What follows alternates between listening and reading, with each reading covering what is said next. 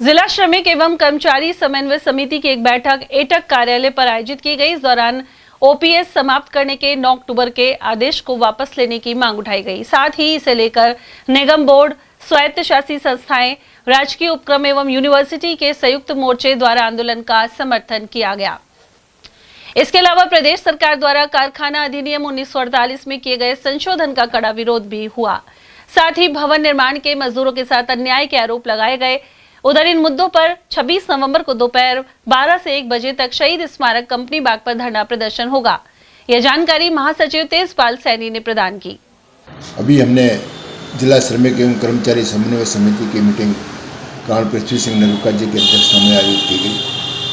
उसमें जो मुख्य रूप से जो चर्चा हुई थी, प्रदेश में जैसे ओपीएस समाप्त करने के आदेश 9 अक्टूबर को जो जारी किए हैं प्रदेश सरकार ने, उसका विरोध किया गया और उसके जो सभी बोर्डों के, निगमों के, सार्वजनिक उपक्रमों के, यूनिवर्सिटीज़ के जो भी संगठन है, वो सब मिलकर के जो भी विरोध कर रहे हैं उस आंदोलन का भी समर्थन करते हैं।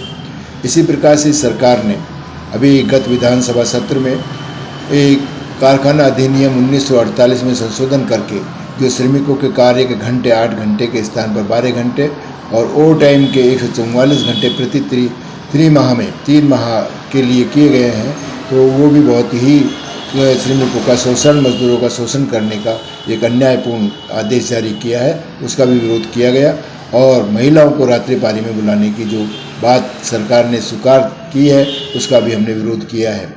इसी प्रकार जो तीसरा एक और इन्होंने भवन निर्माण से श्रमिक जो हैं उनका भी जो पहले 10 लाख की जो कीमत का मकान बनाता था उसको 1% का सेंस देना पड़ता था।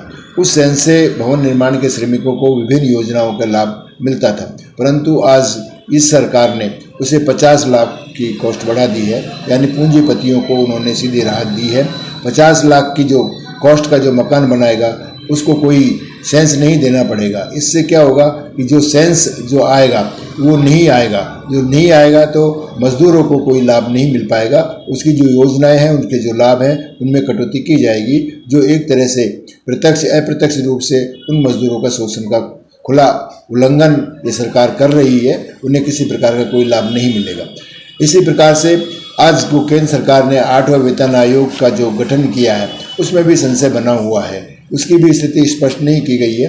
8-9 महीना पहले यानी दिल्ली के जो चुनाव थे उसमें वेतन आयोग 8वें वेतन आयोग की घोषणा की गई थी। अब जब बिहार का चुनाव आया तो उसका वेतन आयोग का गठन किया गया है और उसको भी कम से कम 1.5-2 साल का उसको समय दिया गया है, जो लगभग 1 जनवरी से लागू होना था, परंतु अब 27 से पहले वो लागू नहीं होगा। तो इस प्रकार की जो ये सरकार ने 8वें वेतन आयोग को भी एक राजनीतिक लाभ के लिए बार बार में विभिन्न घोषणाएं जो कर रही है उससे अपना राजनीतिक लाभ लेना चाहती है, जबकि ये स्थितियां पैदा नहीं होनी चाहिए थी।